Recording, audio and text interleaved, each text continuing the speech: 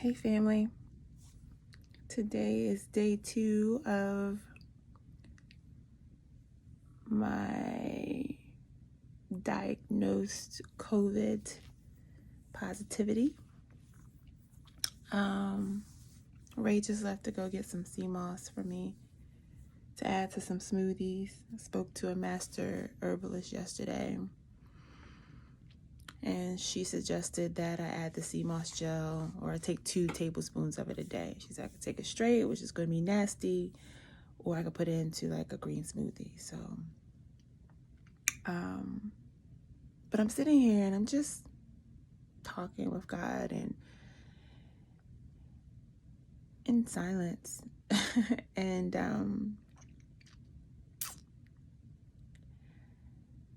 I just find it a little bit humorous. I've been having these dialogues with God over the past year, very blunt and authentic and just raw, you know?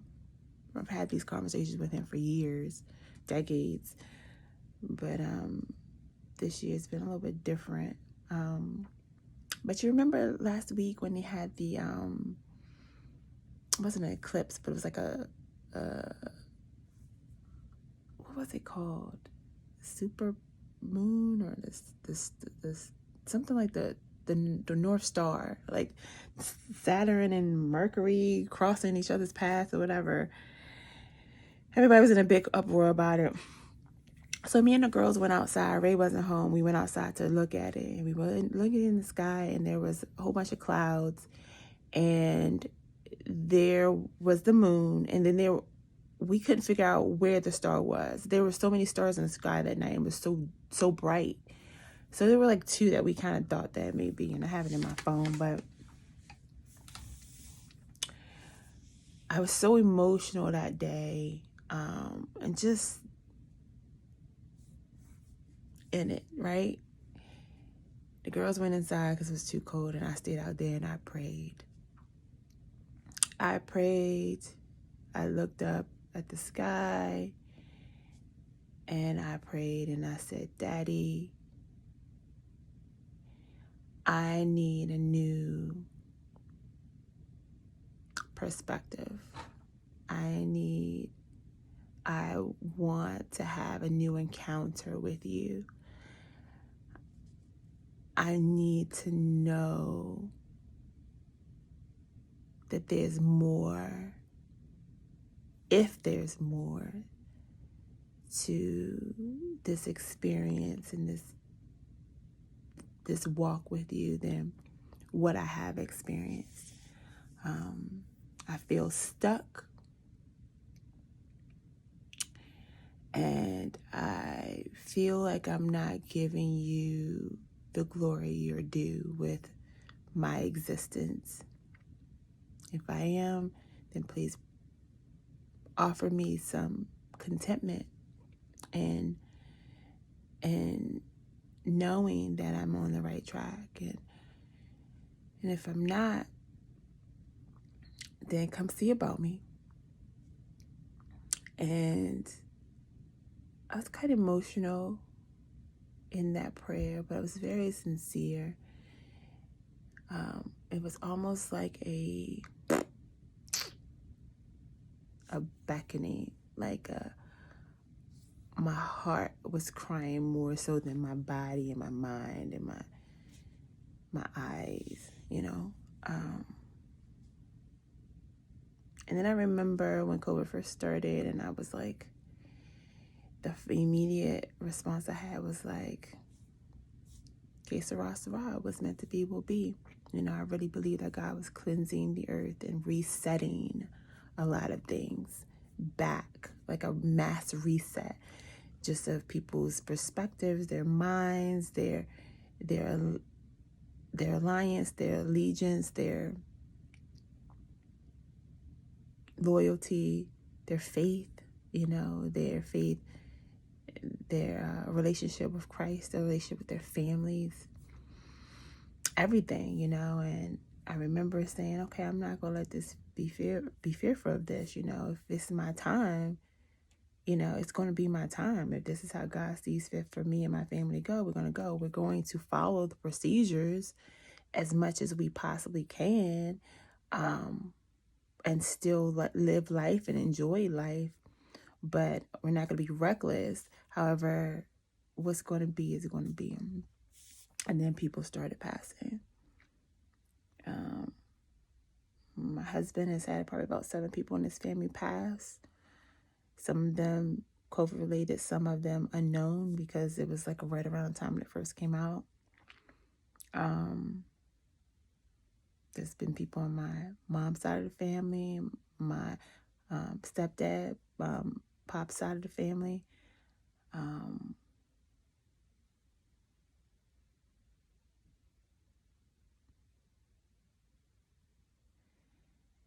we were doing good in the beginning, Bray and our relationship was, as tight as ever. And then here comes August again. August has been the bane of my existence for the past 10 years, since 2010. Every August was like a trigger for me because of my past marriage. And the funny thing about it is, January of 2020, I made up in my mind that I was going to overcome all objections, all roadblocks that was stopping me from being the best version of myself. And so I decided I was going to get back in therapy, and I was really going to do the work, no matter what it takes. And so I've been in therapy since January. And all this stuff started happening. Got the girls in therapy, got the whole family in therapy as these triggers are taking place. And here I am, December. Turned 42 December 20th. And by December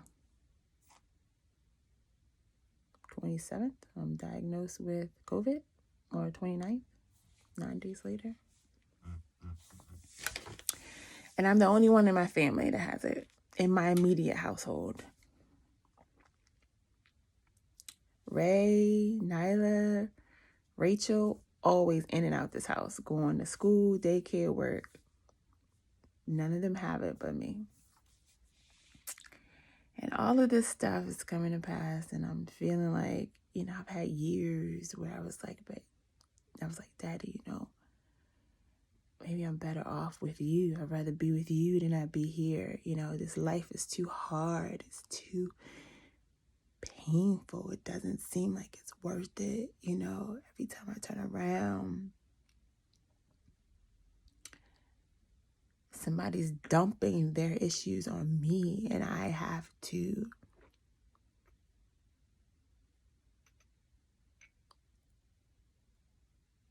be the bigger person and overcome it for my good and for your glory. And it has been it has taken its toll,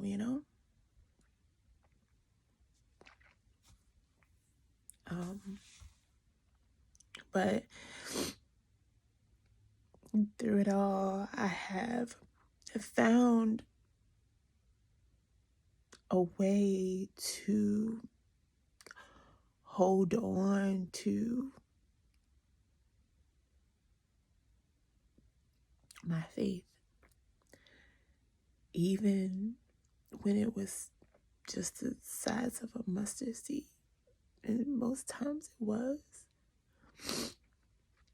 Feeling so misunderstood, taken advantage of, and taken for granted, unseen, unheard, uncovered.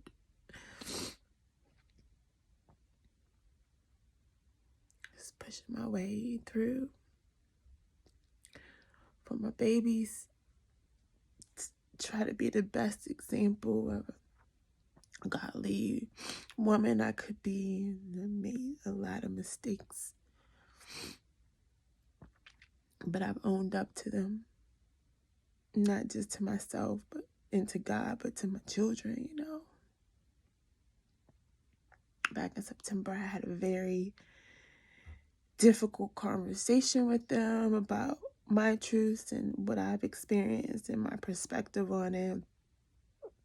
Doing my very best not to bash anyone, but just give them as much truth as I can offer for them to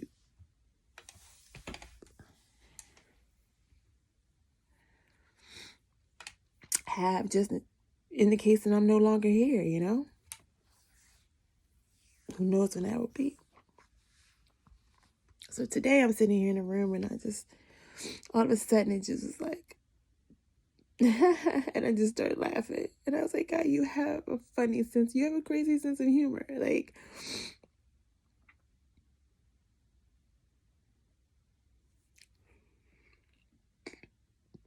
I was talking to my god sister, Michaela, via text today, and she said she's been having sudden thoughts of death, not suicide, but the fact that she's going to die. She doesn't know when, she doesn't know how long, but she knows it could possibly be soon. And I reassured her, I was like, you're not the only one. I may not be in your predicament with your condition, but God knows I think about it often. Why? I have no idea. I always thought that if I were to go, it was going to be in a car accident. I've thought that for many years because I've had 2 close calls in my life. So even just driving sometimes gives me anxiety. No one ever knows that, but it does.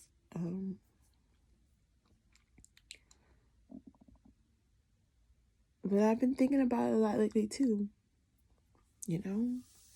And now here I am, COVID. Lots of people have died. I have pretty good health. I'm not perfect health. I am not ideal weight. I'm overweight. I'm not necessarily obese, but I am overweight. I do have issues with my gallbladder from the surgery I had, gastric sleeve I had back in, I think it was October 2012. I've been drinking excessively the last part of this year. Haven't really been able to get a control over that. Gained a lot of the weight I had lost over the past 5 years back. Got on the scale the other day and I reached 200 again, which I knew without even having to get on the scale because I haven't been eating right. I haven't been moving, exercising. I've been doing too much alcohol. So I've been kind of spiraling. Haven't been able to find a job, a career, in so much debt, student loans. Never seeming to really be able to get ahead, you know? And all because of, I feel, one choice I made out of fear when I was 22 years old. My mom was sick with cancer. She didn't tell me. I found out, dropped out of school for that semester, went home. And the next person who asked me to marry him, I married. Thinking that if something happened to my mom, at least I'll have somebody to take care of me. Because I didn't know my dad. Hadn't met him. Hadn't seen him since I was very young.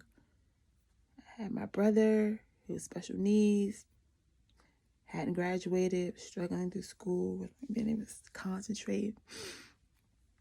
I was afraid that I was going to be alone and responsible for all that. Not knowing that everything I needed was already in me. Still had to use all of that after making that decision and that marriage not working and being beat down so terribly in that decision.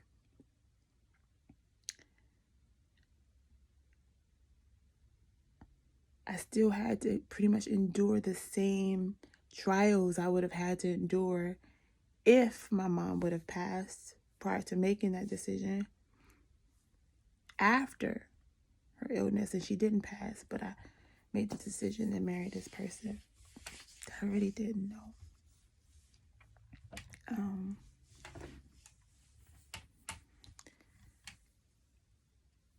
Hindsight is 2020. Now they were here in the year of 2020, New Year's Eve to 2021.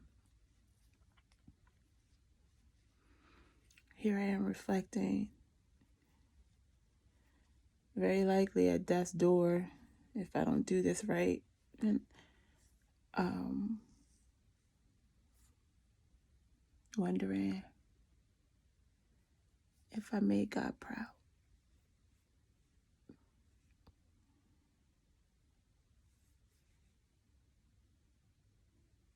How I could have possibly made him proud. How? I feel like my life is really a mess right now. Amazing children. God knows I don't want them to go through anything that I've gone through. Done my best to pour out all that I have into them, especially Nyla, because she's of age. Hoping that she'll take heed and pour all of that into her sisters if something were to happen to me. I'm so terribly proud of Nyla. She's such an amazing girl. Nina and Rachel.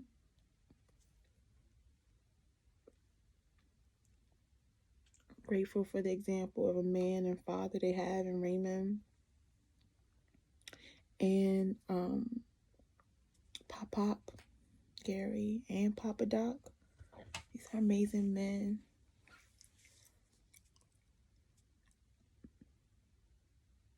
Very amazing experiences and backgrounds that they can glean from. They have amazing grandparents on every side, even Precious and GPS. They are loved. They are spoiled. But they are great. Great human beings. In any case, Daddy, what will be, will be. If this is the end, I thank you for the ride.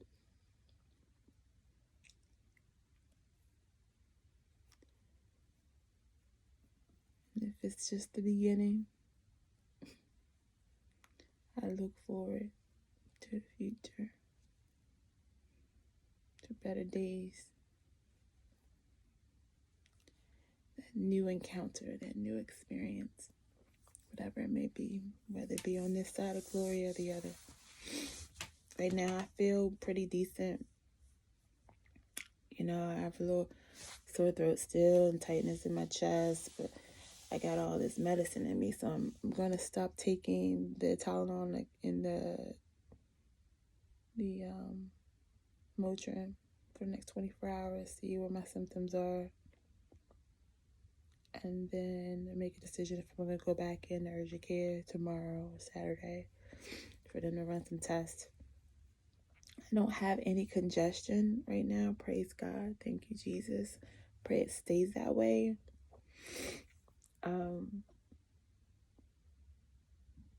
When I don't take the medicine, typically the headache, the body aches, the neck ache, the sore throat, and just yesterday I started getting like pains underneath my ribs and a little tightness here, but no congestion.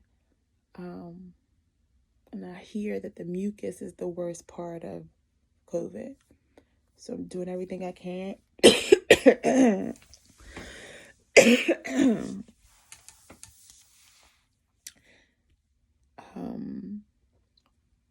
to be proactive and offensive, taking elderberry syrup, collective silver, if I say that right. Got the emergency, the magnesium, the vitamin D3, the ginger, the lemon. Raymond went to go get the sea moss for me. Going to try to get as alkaline as possible and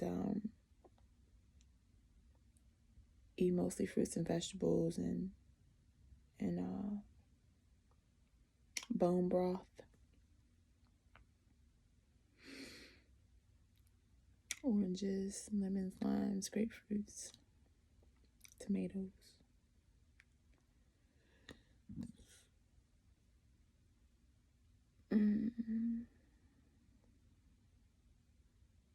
Yeah.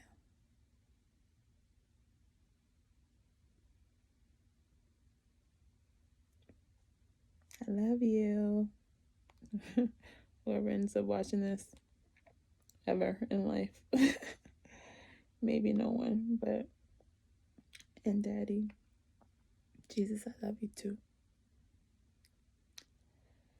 Be thankful in everything, right? For this is the will of the Lord concerning me and